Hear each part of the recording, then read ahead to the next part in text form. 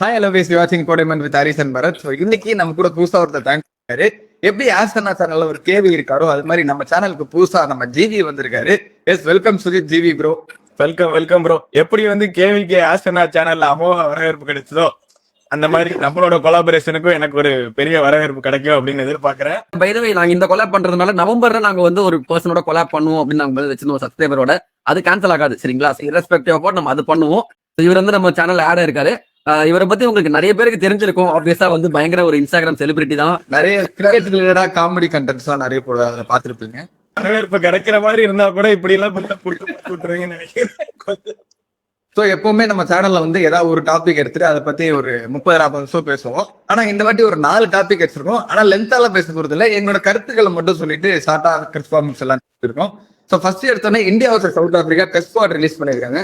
அதுல இந்த இன்க்ளூஷன்ஸ் இருக்கலாமா, இல்ல ஸ்குவாட் கரெக்டா இருக்கா அப்படின்ற கருத்தை சொல்லிட்டு ஆர்சிபி பிரான்சைசி விற்க போறாங்களா அப்படின்னு சொல்லிட்டு நாங்களே ஒரு அப்டேட் கொடுத்துருந்தோம். இந்த மாதிரி பிரான்சைசி விற்க போறாங்க, இவ்வளவு ரேட் போகுது அப்படின்னு சொல்லிட்டு அதோட அப்டேட் என்ன நிலவரத்துல இருக்கு அதை டிஸ்கஸ் பண்ணிட்டு, விமன்ஸ் கிரிக்கெட்ல இப்ப வேர்ல்ட் கப் முடிஞ்சதுக்கு அப்புறம் விமன்ஸ் கிரிக்கெட்டர்ஸ் இவ்வளவு சேலரி தராங்களா, மென்ஸ் கிரிக்கெட்டர்ஸ் அளவுக்கு இவ்வளவு மேட்ச் ஃபீஸ் தந்தாலுமே அவங்களுக்கு ஆனுவல் கான்ட்ராக்ட் கம்மியா இருக்குப்பா அப்படின்னு சொல்லிட்டு நிறைய டிபேட்ஸ் இப்படியே பாசிட்டிவாவும் சொல்றாங்க, நெகட்டிவாவும் சொல்றாங்க. அதுல நாங்க என்ன சொல்றோமோ அதையும் பார்த்துட்டு கடைசியில் இந்த WPL அப்டேட்ஸ் இந்த ரிட்டர்ன்ஸ் இப்பதான் முடிஞ்சு. ஸோ அதை ஒரு கிளான்ஸ் பார்த்துட்டு இந்த வீடியோ வைண்ட் அப் பண்ணிக்கலாம்னு சொல்லிட்டு ஸ்டார்ட் பண்றோம். நம்ம ஸ்குவாட் டிஸ்கஸ் பண்ணிடலாம். சுஜித் ப்ரோ, நீங்க ஆல்ரெடி ஒரு வீடியோ போட்டிருந்தீங்க, ஃபர்ஸ்ட் நீங்க என்னென்னலாம் இருக்க போது பார்ப்போம் அப்படின்னு பார்த்தேன். பட் வழக்கமா இருக்கிற அளவுக்கு பெரிய சர்ப்ரைஸ் இல்லை அப்படின்னாலும் ஒரு 2-3 நேம்ஸ் மட்டும் மிஸ் அவுட் ஆயிருக்கு அப்படின்ற மாதிரி. ஏன்னா கருண் நாயர் நல்லா பண்ணிட்டு இருந்தாரு, அவர் ஒரு சீரீஸ்ல சான்ஸ் கொடுத்தாங்க. அந்த சான்ஸ அவர் சரியா யூஸ் பண்ணாரா பண்ணலையா அப்படின்றது அவருக்கே தெரியாத அளவுக்கு ஒரு குழப்பமான சீரீஸ். நல்ல ஸ்டார்ட் கொடுத்தாரு, ஆனா அதை கன்வெர்ட் பண்ணல. கண்டிப்பா ஒரு டீம்ல வச்சே ஆகணுன்ற அளவுக்கு பெர்ஃபார்மன்ஸ் பண்ணல. ஒரு ஹோம் சீரீஸ்ல அவருக்கு சான்ஸ் கொடுத்தா அவர் கண்டிப்பா அவரை ப்ரூவ் பண்ணிடுவாரு அப்படின்ற மாதிரி நான் யோசிச்சேன். பட் அவங்க செலக்டர்ஸ் முன்னாடியே சொல்லிட்டாங்க, ஹிண்ட் மாதிரி கொடுத்துட்டாங்க. we have moved on from கருண் நாயர் அந்த மாதிரி சொல்லிட்டாங்க. கருண் நாயர் ரொம்ப வருத்தப்பட்டு பேசியிருந்தாரு. அடுத்து முகமது ஷமி, ஏன்னா அவர் கம்பேக் கொடுப்பாரு அப்படின்னு எதிர்பார்க்கப்பட்டுச்சு. அவர்கிட்ட சொன்னது ஃபிட்னஸ் மட்டும் தான் ப்ராப்ளம்னு சொன்னாங்க. அண்ட் இவங்க சொன்ன கிரைட்டீரியா படி டொமஸ்டிக் மேட்சஸ் எல்லாம் ஆடுறாரு, போயிட்டு ரஞ்சி ட்ரோஃபில நல்லா பெர்ஃபார்ம் பண்ணிருக்காரு. ரஞ்சி ட்ரோஃபில பெர்ஃபார்ம் பண்ணா இவங்க தான் டெஸ்ட் மேட்சுக்கு எடுத்துட்டு வந்துருவாங்களே அப்படின்னு பார்த்தா அவர்கிட்ட இருந்து மூவ் ஆன் பண்ணிட்டேன் அப்படின்ற மாதிரி இப்ப சொல்லியிருக்காங்க. அண்ட் சர்ஃப்ராஸ், அவர்கிட்ட ஃபிட்னஸ் ப்ராப்ளம் சொன்னாங்க. இப்ப ஃபிட் ஆயிட்டாரு, அவரை கொண்டு வருவாங்க அப்படின்னு பார்த்தா இப்ப அவரும் கிடையாது அப்படின்ற மாதிரி வெளியே எடுத்துட்டாங்க. மற்றபடி எல்லாமே ஸ்குவாட் எக்ஸ்பெக்டட் ஸ்குவாட் தான். என்னன்னா பிளேயிங் லெவல் தான் ப்ராப்ளமா இருக்க போது. போன சீரீஸ் மாதிரி அக்ஷர் பட்டேல விளையாட விடாம பண்றதுக்கான ஸ்குவாட் மாதிரி இருக்கு. ஏன்னா நிதிஷ்குமார் ரெட்டியை உள்ள கொண்டு அவரை ஃபிட் பண்ண ரொம்ப முக்கிய ட்ரை பண்ற மாதிரி எனக்கு ஃபீல் ஆகுது. இந்த ஜிஜி எரால பாத்தீங்கன்னா என்னோட எக்ஸை விட ரொம்ப மோசமா இருக்காங்க. ஈஸியா மூவ் ஆயிடுறாங்க எல்லாருக்கிட்ட இருந்தோம். சான்ஸ் கொடுங்கப்பா எக்ஸ்ட்ரா அப்படின்ற மாதிரி. ஹரிஸ் நீ சொல்லு, லைக் மோஸ்டா ஜிவி எல்லாமே கவர் பண்ணிட்டாருன்னு நினைக்கிறேன். இதை தாண்டி பேசுறதுக்கு ஒண்ணும் இல்ல, இருந்தா கொஞ்சம் ஆட் ஆன் பண்ணி விடு. கருண் நாயரோட இன்க்ளூஷன் பத்தி சொன்னாரு. எனக்கு அப்பவே தெரிஞ்சு வெஸ்ட் இண்டீஸ் டூர்லயே சான்ஸ் கொடுக்கணும்னா அவர் பார்க்கல, விஷனா பார்க்கல அப்படின்னு சொல்லிட்டு. அதுக்கப்புறம் முகமது ஷமியோட இன்க்ளூஷன் தான். ரஞ்சி டிராஃபில விக்கெட்ஸ் பேக் டு பேக் எடுத்துட்டு இருக்காரு. அவர்கிட்ட இன்டர்வியூ எடுத்தப்ப கூட சொல்லியிருக்காரு, என்ன எதுவுமே கேட்கல, அவங்களே ஒரு இன்டர்வியூ ரிலீஸ் பண்ணிட்டு நான் ஃபிட்டா தான் இருக்கேன், நான் விளையாடிட்டு இருக்கேன்ற மாதிரி அவர் பெர்ஃபார்மன்ஸ்ல காட்டுறாரு. Maybe Mohammed Shami white ball இதுக்கப்புறம் யூஸ் பண்ண மாட்டாங்க, யங்ஸ்டர்ஸ் நிறைய பேர் இருக்காங்க. ஸோ ரெட் பால்ல அவரோட கெப்பாசிட்டியை ஃபுல்லா யூஸ் பண்ணிட்டு இருக்கலாமோ அப்படின்றதுதான் என்னோட கேள்வி. தேவ்தூத் படிக்கல் உள்ள விளையாடுவாரா 11th அப்படின்றது ஒரு எதிர்பார்ப்பும் இருக்கு. அவருமே நல்லா பெர்ஃபார்ம் பண்ணிருக்காரு ரீசெண்ட் டைம்ஸ்ல. ஆக்சுவலி நிறைய டொமஸ்டிக் ஸ்டார்ஸ் நமக்கு தெரிஞ்சவங்க நல்லா பெர்ஃபார்ம் பண்ணிருக்காங்க. அதுல எஸ்பெஷலா சிஎஸ்கேல ஒருத்தர் தீபக் கூடா, அவர் ரீசெண்டா ஒரு பயங்கரமா 200 and something என்னமோ அடிச்சிருக்காரு. சிஎஸ்கேக்கும் விளையாடி இருக்காருன்றப்போ அவர் ஒரு டெஸ்ட் மேட்ச்ல ஒரு கண்டென்சரா இருக்கலாமோ. ஜிஜி ஏரா மாதிரி சிஎஸ்கே ஏரா இருக்குமா? ஏன்னா எந்தெந்த ஃபார்மேட்ல ஆடுறாங்களோ அந்த ஃபார்மேட்டை வச்சுதான் ஃபார்மை கன்சிடர் பண்ணுவாங்களா, இல்ல வேற ஃபார்மேட்ல ஆடுறவங்களை தூக்கி இங்க போடுவாங்களா அப்படின்றதெல்லாம் கொஞ்சம் குழப்பமா தான் இருக்கு. தீபக் கூட ஆக்சுவலா ரொம்ப யங்ஸ்டர் தான், still he can make comeback. But இன்னும் அவர் T20ல ப்ரூவ் பண்ணல. T20s ப்ரூவ் பண்ணா அவர் உள்ள கொண்டு வரலாம். இதை வச்சு அவர் வேற ரெட் பால்லயோ அதுலயோ அவரை கன்சிடர் பண்ணா கொஞ்சம் நல்லா இருக்கும். கரெக்ட். T20ல நல்லா பெர்ஃபார்ம் பண்ணா டெஸ்ட் மேட்ச்ல டெஸ்ட் மேட்ச்ல நல்லா விளையாடுனா உங்களுக்கு T20ல இடம் கிடைக்கும். எனக்கு பயமா இருக்கு. அங்க 200 அடிச்சதை பார்த்து ரிட்டர்ன் பண்ணி தொலைச்சிருவாங்களோ சிஎஸ்கே ஊடாவா அப்படின்ட்டு ஒரு பகீர்னு இருக்கு. சிஎஸ்கே ஃபேன்ஸ்க்கு அப்படிதான் இருக்கு. 5 போஸ்ட் எல்லாம் போட்டுட்டு இருக்காங்க சிஎஸ்கே, பாத்தீங்களா இல்லையா? அது எனக்கு ஏதோ தப்பா தெரியல. பட் அதை வச்சு T20 கன்சிடர் மாரல் சப்போர்ட் மட்டும் பண்ணுங்க. ஆக்சுவல் டீம்ல சப்போர்ட் எல்லாம் பண்ணாதீங்க. நீங்க சொன்னது மோஸ்டா கவர் ஆயிடுச்சுங்க. ஆப்வியஸ் இன்க்ளூஷன் தான். Rishabh Pant comes back in the squad as a vice captain. அவர் ஒரு இன்ஜுரில கமிங் பேக் ஆப்வியஸா.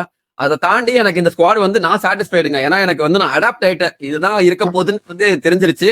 ஸோ எக்ஸ்ட்ராவா இதை எக்ஸ்பெக்ட் பண்ணி டிசப்பாயிண்ட் ஆகிறதுக்கு பதிலா ஓகே சாட்டிஸ்ஃபைட் அப்படின்னு சொல்ற அளவுக்கு தான். மோஸ்டா பாத்தீங்கன்னா யங்ஸ்டர்ஸை ப்ரிஃபர் பண்றாங்க. ஸோ இது வந்து நம்ம வரவேற்கலாம் அப்படின்னு சொல்றேன். ஷமி எல்லாம் வந்து ஓகே அப்கோர்ஸ் ஒரு சைடு ஆதங்கம் இருந்தாலும் அவரும் ஒரு லேட் 30s ஆயிடுச்சு அப்படின்றப்போ ஒரு யங்ஸ்டர் லைக் ஆகாஷ் தீப் மாதிரி ஆளுங்களுக்கு சான்ஸ் கொடுக்குறாங்க. மேட்ச்ல கொடுப்பாங்களா தெரியாது, அது நம்மளுக்கு தெரியாது. பட் எனிவே எடுத்துட்டு வராங்க. ஒரே ஒரு சின்ன வருத்தம் என்னன்னா நிதிஷ்குமார் ரெட்டி அவர் சூப்பரா பாயிண்ட் அவுட் பண்ணாரு. எனக்கு என்னன்னா நிதிஷ்குமார் ரெட்டியை ஒரு பவுலரா யூஸ் பண்ணுவாங்க, ஒரு ஆல்ரவுண்டரா யூஸ் பண்ணுவாங்க. ஹர்திக் பாண்டியா மாதிரி யூஸ் பண்ணுவாங்கன்னா 100% எல்லாருக்கும் சான்ஸ் கொடுக்கறது தப்பே கிடையாது. பட் அன்பார்ச்சுனேட்லி சுப்மன் கில் அவர் தான் வந்து கேப்டனா இருக்காரு. கரெக்டா இஸ் நாட் ட்ரஸ்டிங் நிதிஷ்குமார் ரெட்டியா இல்ல இன்னும் அவர் ஃபிட் ஆலியான்னு தெரியல. அந்த பவுலிங் வந்து சான்ஸ் கொடுக்க மாட்டாரு. அப்படி இருக்கும்போது அந்த இடத்துல வந்து ஒரு கட் அண்ட் ரைட் பிளேயர் ஒரு பேட்டரி எடுத்துட்டு போயிருக்கலாம், ஒரு பட்டிடர் மாதிரியோ இல்ல வந்து ஒரு கருண் நாயர் மாதிரியோ எடுத்துட்டு போயிருக்கலாமோ, ஒரு சான்ஸ் எக்ஸ்ட்ரா கொடுத்துருக்கலாமோன்னு தோணுச்சு. ஏன்னா anyway Nitish Kumar Reddy gonna stay in the future. Foreign டோர்ஸ்ல ஒரு 6 தான் போறாரு இல்லன்னு சொல்ல. ஹோம் சீரீஸ்ல சான்ஸ் கொடுத்து மொத்தமா கழட்டி விட்டுருங்க, எதுக்கு வந்து அந்த இது வைக்கணும்ன்ற மாதிரி இருந்துச்சு. மற்றபடி okay I am happy with the squad. இல்ல எனக்கு வந்து இப்ப ரீசெண்டா ஸ்குவாடு டீம் செலக்ஷன்லாம் கூட ஓரளவுக்கு ஓகேவா இருக்கு. இந்த ரோல் சொல்லுவாங்கல்ல ஒருத்தவங்களுக்கு இந்த ரோல்னு. நான் முன்னாடி எல்லாம் கிரிக்கெட் விளையாடுறப்ப என்ன பண்ணுவேன்னா நல்லா விளையாடிட்டு இருப்பேன். ஒரு சில மேட்சஸ் வேணும்னே வம்படியா என்ன பண்ணுவேன்னா ஜஹீர் கான ஓப்பனிங் இறக்கி பேட்டிங் ஆடுவோம், ராகுல் டிராவிட பவுலிங் போட வச்சு நம்ம வந்து மேட்ச் ஜெயிக்க முடியுமான்னு பார்ப்போம். அந்த மாதிரிதான் இப்ப ஆயிட்டு இருக்கு. வாஷிங்டன்ஸ் வந்து நீ பவுலர் ஆனா உனக்கு பவுலிங் தர மாட்டோம், நான் பேட்டிங் தரேன். அந்த மாதிரி பார்த்தா ரிங்கு சிங் வந்து லெக் ஸ்பின் பிராக்டிஸ் பண்ணிட்டு இருக்காருன்னு ஒரு மீம் பார்த்தேன். அவருக்கு சீக்கிரமா இடம் கிடைக்கும் அப்படின்னு நம்புறேன். இது என்ன ஆயிடுச்சுன்னா இப்ப நம்ம வந்து ஒரு சில பிளேயர்ஸை ஹேட் பண்ணல, பட் அவங்களுக்கு கொடுக்குற ப்ரிஃபரன்ஸை தான் நம்ம ஹேட் பண்றோம். ஒருவேளை ஹர்ஷித் ராணா இந்த ஐபிஎல்ல எக்ஸ்ட்ராடனரி பர்ஃபார்மன்ஸ் பண்ணி ஸ்குவாட்ல இடம் பிடிக்கல அப்படின்னா நம்மளே என்ன சொல்லியிருப்போம், அவர் வரணும் அப்படின்னு சொல்லுவோம். ஆனா எக்ஸ்ட்ராடனரியா பண்ண ஹர்ஷ்தீப்புக்கு பதிலா ஹர்ஷித் ராணா ஆட வைக்கும் போதுதான் வந்து இந்த அது அவங்க கொடுக்குற மாதிரி பேட்டிங் நல்லா ஆடுறாரு ஹர்ஷித் ராணா அப்படின்னு கொடுக்குறாங்க. ஆனா பவுலிங் நல்லா போட்டா போரும் மேடா, அந்த ஒரு பெர்ஸ்பெக்டிவ் தானே முக்கியம். பார்த்திபன் இருக்கார்ல, அவர் வந்து கோச்சா மாறினாருன்னா எப்படி இருக்கும் அப்படின்னு ஒரு சிறிய கற்பனை. அந்த மாதிரி எல்லாத்தையும் வித்தியாசமான கோணத்துல நம்ம அணுக போறோம். பேட்ஸ்மேனை பவுலர் ஆக்க போறோம், பவுலரை பேட்ஸ்மேன் ஆக்க போறோம், டாப் ஆர்டர்ல விளையாடுறவன ஒம்படியா பிடிச்சி ஸ்பெடில் ஆர்டர்ல இறக்க போறோம். அதுக்கப்புறமா அவனை டிராப் பண்ண போறோம். ஏற்கனவே ஒரு பினிஷர் இருப்பான், அவனை நாம குரூம் பண்ண மாட்டோம், புதுசா ஒரு பினிஷரை குரூம் பண்ண போறோம். அந்த மாதிரி வெரைட்டியா போயிட்டு இருக்கு. இது புலம்பிட்டே இருக்கலாம். நம்ம அடுத்த டாபிக் உள்ள போயிடலாம் நினைக்கிறேன். அது போறதுக்கு முன்னாடி இந்த பிளேயிங் 11 பத்தி எப்படி இருக்குன்றது மட்டும் நம்ம பாத்துடலாம். மோஸ்டா ஸ்டார்டிங் எல்லாமே சேம் தாங்க. இவர் ஜெய்ஸ்வால், KL ராகுல் opening, 1 down of course none other than Sai Sudharsan, 2 down வந்து சுப்மன் கில் கேப்டன், 3 டவுன் ரிஷப் பண்ணிட்டு அந்த 4 டவுன் அங்கதான் வந்து ஒரு சின்ன குழப்பம் வரும்னு எனக்கு தோணுது. என்னோட ஒப்பீனியன் அது த்ரூ ஜுரேல் ஆட வைப்பேன். ஏன்னா அவர் வந்து நல்லா ஆடிட்டு இருக்காரு அந்த ஒரு ஃபியூச்சர் அப்படின்றப்போ 4 டவுன் த்ரூ ஜுரேல், 5 டவுன் அக்ஷரா, வாஷியா, நிதிஷ்குமார் ரெட்டியா. ஹோம் சீரீஸ் அகைன் சவுத் ஆப்பிரிக்கான்றதுனால நான் வந்து அக்ஷர் தான் ஆட வைப்பேன். Washi might not be a bad choice. ஆனா நிதிஷ்குமார் ரெட்டி ஆட வச்சாங்க அப்படின்னா எனக்கு என்ன சொல்றதுன்னு தெரியல உண்மையிலே.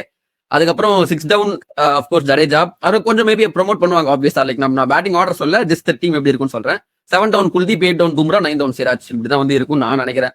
இல்ல எனக்கு வந்து வாஷியா, நிதிஷ்குமாரா, அக்ஷரான்ற டவுட்டே வராது. கண்டிப்பா வாஷி அண்ட் ஜட்டு, குல்தீப்னு தான் போவாங்கன்னு நினைக்கிறேன். ஏன்னா வெஸ்ட் இண்டீஸ் டீம்ல அப்படிதான் போனாங்க.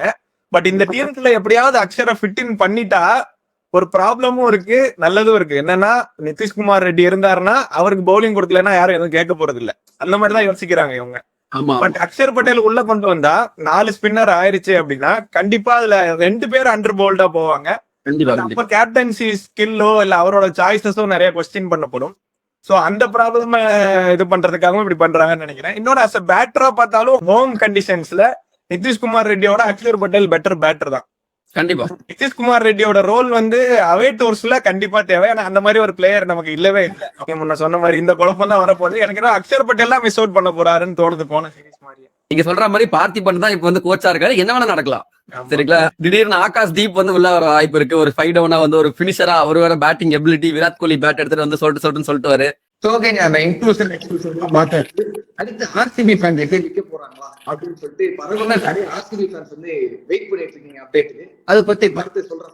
நான் சொல்றதுக்கு என்னங்க இருக்கு, வீடியோ போட்டிருந்தோம். ஆர்சிபி செல் பண்ண போறாங்க அப்படின்ட்டு வந்து எங்களுக்கு க்ளோஸ் சோர்ஸ்ல கிடைச்சது அப்படின்னு சொல்லியிருந்தோம்.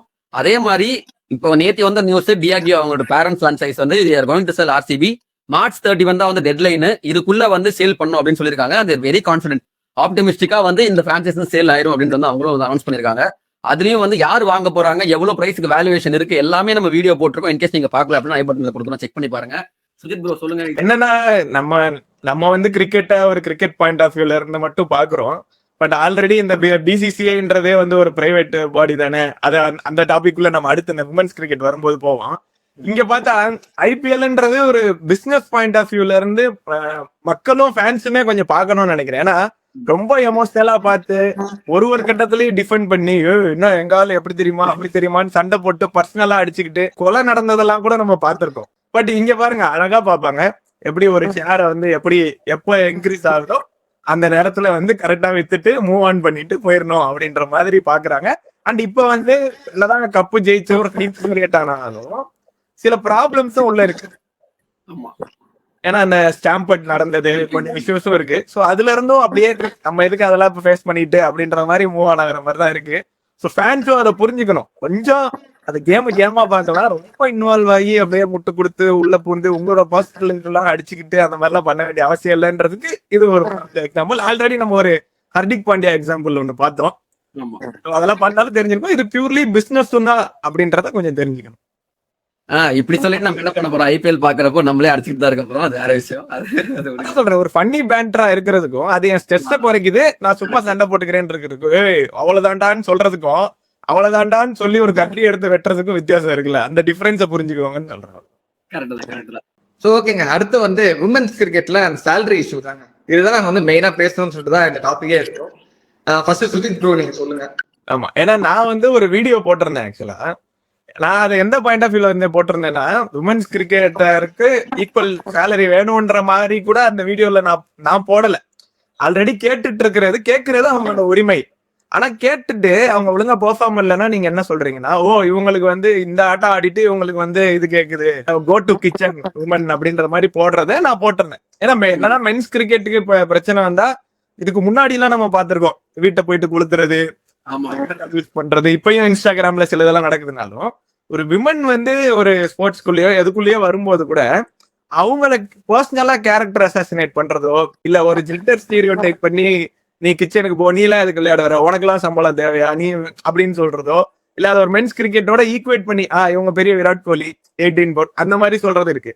சோ நான் என்ன கேட்டேன்னா, அவங்க எவ்வளவு சேலரி வேணும்னு கேட்கறது அவங்களோட உரிமை, ஓகேவா? அண்ட் எந்த கேசஸ்ல நாங்க மறுக்கிறோம்ன்றத பிசிசிஐ அவங்களுக்கு எக்ஸ்பிளைன் பண்ண வேண்டியது அவங்களோட கடமை. இந்த கேப்புக்குள்ள நீங்க வந்து உள்ள வந்து இல்ல ப்ரோ இப்படி ப்ரோ அப்படி ப்ரோ அப்படி இது. ஏன்னா இடையில வந்து ஐ திங்க் அமீர் கான் கேட்டிருந்தாங்கன்னு நினைக்கிறேன் இந்த கொஸ்டின். ஆல்மோஸ்ட் சிமிலர் கொஸ்டின் தான். விமன் ஹீரோயின்ஸ்க்கு வந்து ஹீரோஸ் அளவுக்கு ஈக்குவல் பே தரது இல்லையான்னு கேட்கறப்ப அவர் என்ன சொன்னார்னா, இல்லையே ஹீரோஸ்களுக்கே ஈக்குவல் பே இல்ல. இப்ப எனக்கு இருக்கிற பே வந்து இன்னொரு ஆளுக்கு இல்ல, இல்ல எனக்கு நேத்து இருந்த பே இன்னைக்கு இல்ல. ஏன்னா என்னோட மார்க்கெட் தான் அதை டிசைட் பண்ணுது, என்னால எத்தனை பேரை புல் பண்ண முடியும்னு. சோ இதை வந்து அப்படி இதுல ஈக்குவேட் பண்ணி சில பேர் சொல்றாங்க மென்ஸ் கிரிக்கெட்டுக்கு சில பேரை கொண்டு வர முடியுது அப்படின்னு. ஆனா நம்ம என்ன புரிஞ்சுக்கிறோம்னா, இப்ப எப்படி பிசிசிஐன்னு ஒண்ணு இருக்குன்ற மாதிரி சினிமாக்குன்னு ஒரு ஆர்கனைசேஷன் இருந்து அவங்க வந்து இப்படி சம்பளம் கொடுக்கல, ஓகேவா? அவங்க தனித்தனியா ஒரு ஆள் அவங்க படத்துல என்ன சம்பளம் அவங்களுக்கு. ஆனா இது அப்படிப்பட்ட மேட்டர் இல்ல. நம்ம எல்லாருக்குமே தெரியும், இருக்கிறதுலே ரிச்சஸ்ட் போர்டு பிசிசிஐ தான் தெரியும். பிசிசிஐ வந்து வேற ஆப்கானிஸ்தானுக்கு வந்து ஃபண்டு கொடுக்கணும், இவங்களுக்கு ஃபண்டு கொடுக்கணும், அதர் நேஷன்ஸ் டெஸ்ட் பிளே பண்றதுக்கு எல்லாம் ஃபண்டு கொடுக்கணும்ன்ற அளவுக்கு எல்லாம் பேசிட்டு இருந்துட்டு அண்ட் ஜெயிச்சா வந்து வாவ் இந்தியா பெருமை, வாவ் வி ஆர் ப்ரௌட் அப்படி இப்படிலாம் போட்டுவிட்டு மத்த நேரத்துல எல்லாம் மட்டும் இந்த லாஜிக் சொன்னா அது எனக்கு இடிக்கிற மாதிரி இருக்கு. சோ அதை பத்தி நீங்க சொல்லுங்க. ஃபர்ஸ்ட் நீங்க சொன்னது அப்படியே பர்ஃபெக்ட். ஆக்சுவலி சொல்லணும் தான். ஃபர்ஸ்ட் ஆஃப் ஆல் ஒரு கான்டெக்ட் கொடுத்துறேன். எதை பத்தி பேசுறோம் அப்படின்னா, மேட்ச் ஃபீ எல்லாருக்குமே சேம் தான். இந்த வேர்ல்ட் கப்லயுமே வந்து மென்ஸ்க்கு கொடுக்குற அதே காசு தான் வந்து மேட்ச் ஃபீ உமன்ஸ்க்கு கொடுக்குறாங்க. ஆனா ப்ராப்ளம் எங்க வருதுன்னா, இந்த சென்ட்ரல் கான்ட்ராக்ட் விஷயம் இருக்கு பாத்தீங்களா, அதுல டாப் A+ இருக்கிற கான்ட்ராக்ட் இருக்கிற பிளேயர்ஸ்க்கு மென்ஸ்க்கு வந்து பாத்தீங்கன்னா 7 crores கொடுக்குறாங்க.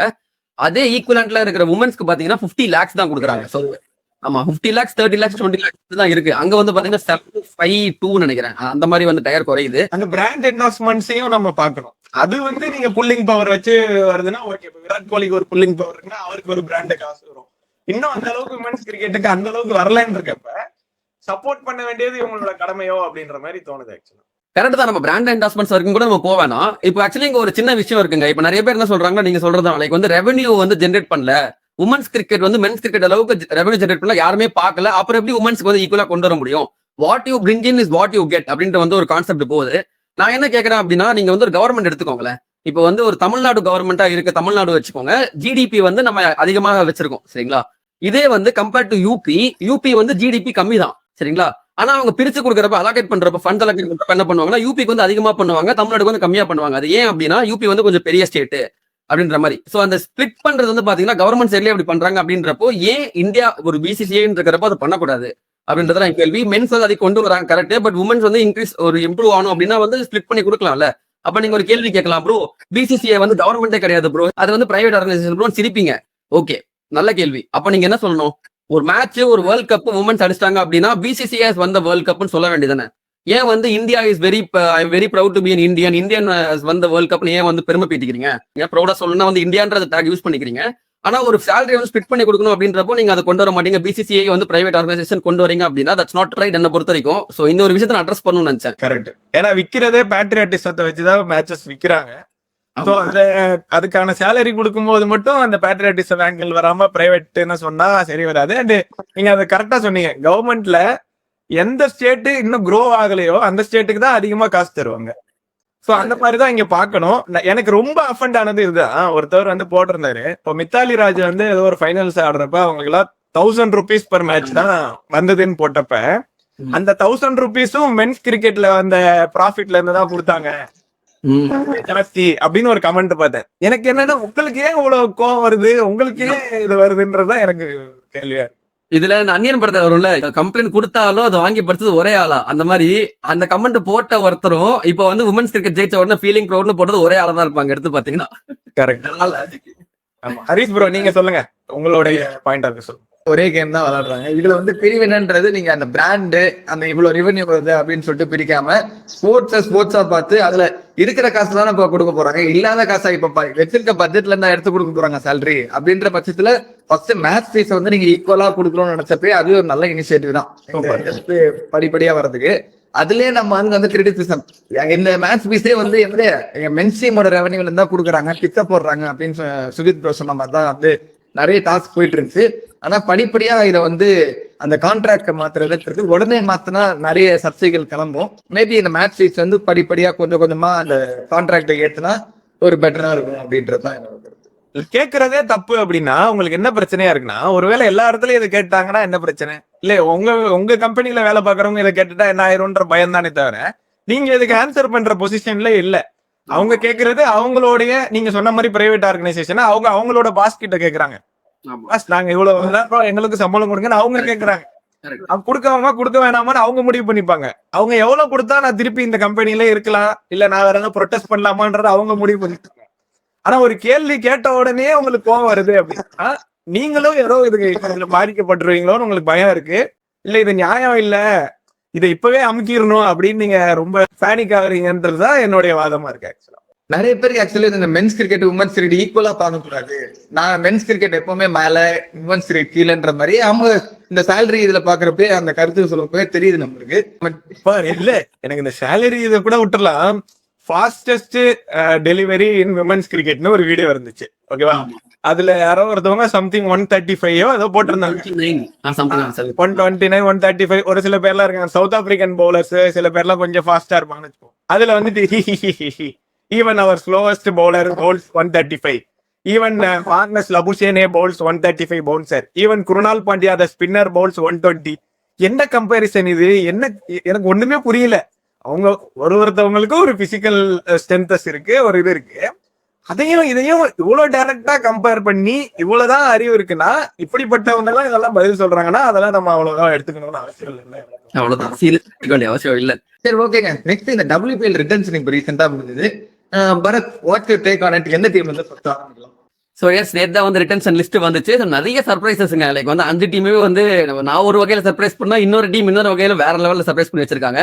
ஃபர்ஸ்ட் அண்ட் ஃபார்மோஸ்ட் 2 டீம் வந்து ஃபுல் ரிட்டன்ஷன் யூஸ் பண்ணிருக்காங்க. 5 பேர் ரிட்டைன் பண்ணலாம். 5 பேர் ரிட்டைன் பண்றாருன்னா ஒரு uncapped, 2 foreign player, 2 Indian player. இதான் வந்து ரூலா இருந்துச்சு. சோ அந்த வகையில வந்து Mumbai Indian first of all 5 பேருமே வந்து ப்ராப்பர் ரிட்டைன் பண்ணிருக்காங்கன்னு தோணுது. அதுல ஒரு சின்ன கன்ஃபியூஷன் இருந்துச்சு, அமிலியா கேரா இல்ல ஏலி மேத்யூஸ், இதான் வந்து கொஸ்டினா இருந்துச்சு. Mumbai Indians gone ahead with Hayley Matthews. எனக்கு வந்து ஐ எம் ஓகே வித் சூப்பரான செலக்ஷன் தான். மீன்வேல் டெல்லி கேபிட்டல்ஸ் வந்து பாத்தீங்கன்னா அவங்களுக்கு வந்து 3 வருஷமா ஃபைனல்ஸ் கூட்டு போன கேப்டனான மெக் லானிங்க வந்து டிராப் பண்ணிட்டாங்க. They haven't retained Meg Lanning. Reason என்ன கொடுக்குறாங்கன்னா வந்து வயசாயிடுச்சு அவங்களுக்கு. They are looking forward for the future அப்படின்ற மாதிரி சொல்றாங்க. Which is fine. ஏன்னா அவங்க வந்து பிக் பேஷ்லயுமே வந்து ஓரளவுக்கு கொஞ்சம் அந்த லோ பர்ஃபார்மன்ஸ் மாதிரி தான் இருந்தாங்க கடைசி 2 சீசன்ஸா. ஸோ ஓகே, அவங்க வந்து மூவ் ஆன் ஆயிட்டாங்க. மீன்வைல் ஆர்சிபி வந்து பாத்தீங்கன்னா அவங்க மெஜாரிட்டி நம்ம எதிர்பார்த்த மாதிரி தான் ஸ்ரேங்கா பாட்டில் லோக்கல் லேட் அவங்களை வந்து ரிட்டர்ன் பண்ணிருக்காங்க. ரொம்ப நம்புறாங்க ஸ்ரேங்கா பாட்டில. சோ அது எப்படி வந்து ஒர்க் அவுட் ஆகும் ஃபார் ஆர்சிபின்றத பொறுத்திருந்து பார்க்கணும். இந்த மீதி இருக்கிற 2 டீம் தான் வந்து செம shock. First of all Gujarat Giants அவங்க தான் பண்ணுவாங்கன்னு தெரியும், ஆனா இப்படி பண்ணுவாங்கன்னு எதிர்பார்க்கல. அவங்க ரிட்டர்ன் பண்ண 2 பிளேயர் யாருன்னு பாத்தீங்கன்னா ஆசி கார்ட்னர் ஒருத்தங்க, ரெண்டாவது வந்து பெத் மூனி. லிச்ஃபீல்ட வந்து கன்சிடர் பண்ணல. அதுக்கப்புறம் வந்து இவங்க லாரா ஓல்வார்ட் சீசன் ரீசெண்டா அடிச்சாங்க, அவங்களே வந்து கன்சிடர் பண்ணல. அஃப்கோர்ஸ் 2 ஃபாரின் பிளேயர் தான் ரிட்டர்ன் பண்ணணும் அப்படின்றப்போ இந்த 2 பிளேயர் கரெக்டா தானப்பா நீங்க வந்து ஆர்கியூ பண்ணலாம். பட் இருந்தாலும் லிச்ஃபீல்ட ரிட்டர்ன் பண்ணிருக்கலாமோ அப்படின்ற மாதிரி எனக்கு பர்சனலா தோணுச்சு. மத்தபடி வேற எந்த இந்தியன் பிளேயர்ஸ் ரிட்டர்ன் பண்ணல. அப்ப வந்து போன ஆப்ஷன்ல பயங்கரமா சொதப்பிட்டாங்கன்றது ஒத்துக்கிறாங்களா இல்ல வந்து என்னன்னு எனக்கு புரியல. ஏன்னா அப்போ எந்த பிளேயருமே ஐடென்டிஃபை பண்ணலையா இப்போ வரைக்கும்? ஒரு அன்கேப்டு பிளேயர் கூட ஐடென்டிஃபை பண்ணலையா? குஜராத் ஜெயன்ஸ் அவ்வளவு பேர் இருக்காங்க அந்த டீம்ல, யாருமே கன்சிடர் பண்ணலையான்றது கேள்வி இருக்கு. அஞ்சாவதா இருக்கிற டீம் யூபி வாரியர்ஸ். எனக்கு என்ன சொல்றதுன்னு தெரியல. எனக்கு one of the personal favourites 3 சீசனுமே. யாருமே ரிட்டைன் பண்ணாம ஒரே ஒரு அன்கேப்டு பிளேயர் ஸ்வேதா ஷெராவத்தை மட்டும் ரிட்டைன் பண்ணிட்டு Sophia Kristen, Alyssa Healy, Tahlia McGrath, அப்புறம் சினேல் ஹென்ரி போன சீசன்ல போட்டு வெளுன்னு வெளுத்தாங்க, அவங்களையும் வந்து ரிட்டைன் பண்ணல. சோஃபியா கிறிஸ்டன் யாருமே ரிட்டைன் பண்ணல அப்படின்றப்போ இது எல்லாமே கொஞ்சம் சர்ப்ரைசிங்கா இருந்தாலும் ஆக்ஷன் பார்க்கும்போது மெஜாரிட்டி போஸ்டோட போறாங்க. 14.5 crores is available for UP Warriorz. Meanwhile குஜராத்துக்கு வந்து பாத்தீங்கன்னா 9.5 இருக்கு, ஆர்சிபிக்கு வந்து 6.5 இருக்கு. நான் ஃபர்ஸ்ட் சொன்ன 2 டீம் மும்பை அண்ட் டெல்லிக்கு வந்து 5.75 crores வந்து இருக்கு. அப்படின்றப்போ UP can buy build enormous squad. அது நம்ம இல்லைன்னு சொல்லவே முடியாது. காசோட விளையாட போறாங்க. நம்ம வந்து இந்த பிரீத்தி சிந்தா கைண்ட் ஆஃப் ஒரு ஆக்ஷன், அந்த டெல்லிக்கும் பஞ்சாபுக்கும் ஒரு சண்டை இருக்கும் தெரியுமா, மொட்டை மாமா வர்சஸ் பிரீத்தி அக்கா, அந்த மாதிரி ஒரு சண்டை குஜராத்துக்கும் யூபிக்கும் இந்த வருஷம் இருக்கும். ஆக்ஷன் நான் ரொம்ப ஆர்வமா இருக்கேன். நவம்பர் 27 வந்து நடக்க போகுது ஆக்ஷன் மும்பைல. சோ நீங்க சொல்லுங்க சுஜித் ப்ரோ, உங்க டேக். ஓகே, பேசிக்கலா என்ன சொல்றீங்கன்னா உத்தரப்பிரதேஷ் அண்ட் குஜராத்தோட டீம் மேனேஜ்மெண்ட்டும் லீடர்ஷிப்பும் சரியில்லை, ஆனா அவங்க மேக்ஸிமம் பர்ஸ் வச்சிருக்காங்கன்னு சொல்றீங்க. பொதுவாக நான் கிரிக்கெட் பத்தி தானே சொன்னீங்க? பொதுவா கிரிக்கெட்டை பத்தி தான் சொல்றேன். ஓகே, அதுதான் அதை பத்தி சொல்லியிருக்கீங்க. பட் வேற வகையிலயும் மேட்ச் ஆகுதுன்னு நினைக்கிறேன். எனக்கு என்னன்னா, நம்ம இதுக்கு முன்னாடி பேசினோம்ல, ஒரு சில டீம் வந்து யங்ஸ்டர்ஸ ப்ரிஃபர் பண்றாங்க, ஒரு சில பேர் வந்து எக்ஸ்பீரியன்ஸ ப்ரிஃபர் பண்றாங்க, ஆனா ஒரு சில பேர் வந்து 2மே பண்ணல அப்படின்றது தெரியுது, இன்னும் யாரையுமே கண்டுபிடிக்கலன்றது தெரியுது. அண்ட் வந்து ஓடிஐ வேர்ல்ட் கப் நடந்தது, அதுல நல்லா பண்ணவங்களெல்லாம் இங்க பண்ணுவோன்ற மாதிரி பண்ணாம அந்த ஃபார்மேட்டே ஒழுங்கா பண்றாங்களா அப்படின்றத பார்த்து எடுத்திருக்காங்கன்றது நம்ம ஐபிஎல்லே பார்க்கல, இந்தியன் டீம்லயே பார்க்கல. இங்க அதை பண்ணிருக்காங்கன்றது சர்ப்ரைசிங்லி நல்லா தான் இருக்கு. நான் உண்மையா சொல்ல போனா எனக்கு T20 ஃபார்மேட்ல தீப்தி சர்மாவோட பெரிய ஃபேன் நான் கிடையாது ஆக்சுவலா. Same same. அது எனக்கு அவ்வளவு சர்ப்ரைசிங்கா இல்ல. அது வந்து லிஸ்ட்ல பேர் கூட சொல்ல ஆக்சுவலி தீப்தி சர்மா பேர் இல்ல. நிறைய பேர் ஒத்துக்க மாட்டாங்க. ஆக்சுவலி நிறைய பேர் நான் இன்னும் சொல்லணும்னு நினைச்சேன். நம்ம போன வீடியோ கமெண்ட்ஸ்லயே வந்துருந்துச்சு இந்த மாதிரி, நீ எப்படி ஃபைனல்ஸ் பார்க்காம ஃபைனல்ஸை பத்தி பேசலாம், நீ வந்து சும்மா just for the sake of the video நீ பேசுற அப்படின்ட்டு. Bro chill. First of all நீங்க இந்த சேனலை ஃபாலோ பண்றீங்க அப்படின்னா உங்களுக்கு நல்லாவே தெரியும், எல்லா வீக்லி வீடியோல உமன்ஸுக்கு தனி செக்ஷன் வச்சுட்டு, அது மட்டும் இல்லாம டொமஸ்டிக் உமன்ஸ் கிரிக்கெட்டை பாக்குற ஒரு ஆள் நானு, சரிங்களா? அப்படி இருக்கிறப்போ இவ்வளவு ஃபாலோயிங் இருந்தா ஃபைனல்ஸ் மட்டும் தான் நாங்க பார்க்கல டியூ டு ஒர்க்ஸ். ஸோ ஃபைனல்ஸை பத்தி பேசுறது மேபி தப்புன்னு இருக்கலாம், ஆனா அந்த உமன்ஸ் வேர்ல்ட் கப் பத்தியே வந்து பேசக்கூடாது அப்படின்னு நிறைய பேர் சொல்றாங்க. அது நான் என்னத்தையும் ஒத்துக்க மாட்டேன். நிறைய பேர் வந்து ஃபைனல்ஸ் பார்த்துட்டு மட்டுமே நிறைய பேர் வந்து பேசிட்டு இருக்கீங்க, இவங்க கெத்து ஷஃபாலி தாண்டா பெஸ்ட் கிரிக்கெட் இந்த வேர்ல்டுன்ற அளவுக்கு எல்லாம் பேசுறாங்க. ஆனா நம்மளுக்கு தெரியும் ரியாலிட்டி என்ன, ஒரு ஃபார்மேட்ல இருந்து இன்னொரு ஃபார்மேட் டிஃபரன்ஸ் என்ன, அந்த டிஃபரன்ஸ் என்ன அப்படின்னு தெரியும். அந்த வகையில ஜிபி சொன்னதை நான் 100% ஒத்துனேன். Deepti Sharma as is an amazing talent இல்லைன்னு சொல்ல, பட் இருந்தாலும் இந்த T20 கேம் ஒரு பவர் ஹிட்டிங்னு வரப்போ நான் அந்த நிறைய லேக்னஸ் பார்த்திருக்கேன். எஸ்பெஷலி யூபி வாரியர்ஸ் நம்ம பார்த்தோம் போன சீசன் வந்து பினிஷ் பண்ண வேண்டிய மேட்சஸ் எல்லாம் வந்து அவங்க கொஞ்சம் போயிட்டு விட்டுருக்காங்க. ஸோ அப்படி இருக்கிறப்போ that's not surprise for me. But anyway ஒரு விஷயம் சொல்லிக்கிறேன், எல்லாருக்குமே ஆர் டீம்னு ஒன்று இருக்கு.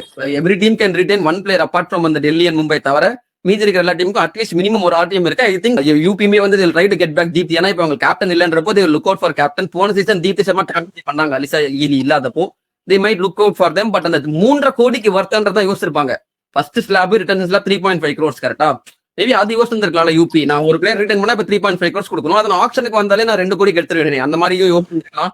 But anyway UP management is relying heavily on that auction. ஒரு ஆக்ஷன் டைனமிக்ஸை வந்து பேஸ் பண்ணி போறாங்க, சக்சஸ்ஃபுல்லா இருப்பாங்கன்னு எனக்கு தோணுது. மென்ஸ் ஆக்ஷன் மாதிரி இல்ல, உமன்ஸ் ஆக்ஷன் கம்ப்ளீட்டா டிஃபரெண்ட். சோ பாப்போம், நான் ரொம்ப ஆர்வமா இருக்கேன். ஷஃபாலி வர்மா கேப்டன்சி கேண்டிடேட்டா இருப்பாங்கன்னு நினைக்கிறீங்களா? எனக்கு ஏதோ அதை நோக்கி ஃபீல் ஆகுது. ஜெம் தான் இருப்பாங்கன்னு தோணுது எனக்கு. ஏதோ ஜெமிமா தான் கொடுப்பாங்கன்னு ஒப்பீனியன். பாப்போம்.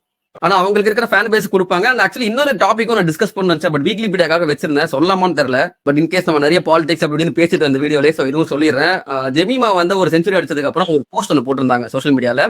ஒரு அந்த கிறிஸ்டியன் அந்த ஒரு சாங் என்னோட ஃபேவரட் சாங் இதை நான் எப்பவுமே பாடும்போது எனக்கு கான்ஃபிடன்ஸ் கிடைக்கும்னு போட்டிருந்தாங்க. அது போட்டது வந்து எனக்கு என்னன்னு தெரியல, நான் பாக்குற எல்லா இடத்துலயும் போட்டு போட்டு பேஷ் பண்ணிட்டு இருக்காங்க அந்த பொண்ணை. ஏன்னா அவ வந்து அந்த கிறிஸ்டியன் சாங் போட்டுட்டா அப்படின்ற மாதிரி. இது வந்து நான் ரிலீஜியஸா எடுத்துட்டு போக விரும்பல, பட் அதுதான் பண்ணிட்டு இருக்காங்க. போட்டதுல என்ன தப்பு, அவங்க போட்டதுல என்ன தப்புன்னு எனக்கு சத்தியமா புரியல. அது வந்து அவங்க தேங்க்யூ ஜீசஸ் சொன்ன அந்த பிட்டை மட்டும் கட் பண்ணிட்டாங்க, எடிட் பண்ணி போட்டிருக்காங்க. அண்ட் அதுக்கு வந்து நம்ம ஆக்ட்ரஸ் கஸ்தூரி எல்லாம் இருக்காங்கல்ல, ஆமா, அவங்க வந்து எதிர்ப்பு. இதே மாதிரி தேங்க்யூ ஸ்ரீராம் இல்ல ஜெய் ஸ்ரீராம்னு சொல்லியிருந்தா இதே மாதிரி ரியாக்ஷன் வருமா அப்படின்னு கேட்டா, எனக்கு என்னன்னா south African player Keshav Maharaj வந்து எனக்கு ஜெய் ஸ்ரீராம் தான் நான் எப்பவுமே சொல்லுவேன் அப்படின்னு சொன்னப்போ யாருமே அது தப்பா எல்லாம் எடுத்துக்கலையா? அவர் போனாரு லக்னோல கோவிலுக்கு போனார்ல, அவர் வந்து அயோத்தி மண்டபத்துக்கு போனாரு, அதெல்லாம் நம்ம எடுத்து ஃபயர் தானே விட்டோம். தான் சொல்றேன், அவங்களோட மத நம்பிக்கை அவங்களோடது, அதை திணிக்கும் போதுதான் பிரச்சனை வருதே தவிர அவங்கவுங்க அதை பண்ணிக்கிறதுல எதுவுமே இல்ல. அவங்களோட நம்பிக்கையை வச்சுக்கோங்க. அண்ட் மோஸ்ட்லி எனக்கு என்ன தோணுதுன்னா, கடவுள் நம்பிக்கையோ இதுக்குள்ள இது இல்லாதவங்க கூட அவங்க நம்பிக்கைகளை ரெஸ்பெக்ட் பண்றாங்க. அது இருக்கிறவங்க தான் மாத்தி அட்டாக் பண்ணிக்கிற மாதிரி எனக்கு ஃபீல் ஆகுது. அதான் சொல்ல வந்தேன், பியூட்டிஃபுல் ஸ்போர்ட் இப்படி கெடுக்காதீங்கடா பாவீங்களா அப்படின்னு சொல்லிட்டு. சரி, ஓகே ப்ரோ, ரொம்ப சந்தோஷம். நல்ல கிரிக்கெட் டிஸ்கஷன் ஒன்று நடத்திருக்கோம். யூஸ்வலா வந்து யூடியூப்ல வந்து கிரிக்கெட்டர்ஸோ இல்ல சில அனலிஸ்டோ அதுக்குள்ள இருக்கிறவங்க அதை பத்தி பேசுறது வழக்கம். நான் வந்து அஸ் எ ஃபேனா என்னோட கமெண்ட்ஸ் நிறைய சொல்லியிருக்கேன். டிஸ்கஷன்ஸ் பண்ணும்போது கொஞ்சம் நடுநிலையாகவும் சில ரீல்ஸ் போடும்போது வன்மங்களையும் கக்கியிருக்கேன். பட் நான் உங்களை ரொம்ப நாளா ஃபாலோ பண்ணிட்டு இருக்கேன். முடிஞ்ச அளவுக்கு லாஜிக்கா கிரிட்டிசிசமே வச்சாலும் பயாஸ் இல்லாம போட்டுட்டு இருக்கீங்க. ஸோ அதனாலதான் நம்ம கொலாப் பண்ணலாம் அப்படின்னு இதுக்குள்ள வந்தது. ஸோ உங்களுக்கு வந்து இன்னும் நிறைய சப்போர்ட்ஸ் வரணும். உங்க டிஷர்ட்டை காட்டுங்க, அப்பதான் உங்களை சப்ஸ்கிரைப் பண்ணணும். அப்படியே எங்களையும் சப்ஸ்கிரைப் பண்ணிருங்க, ஃபாலோ பண்ணுங்க.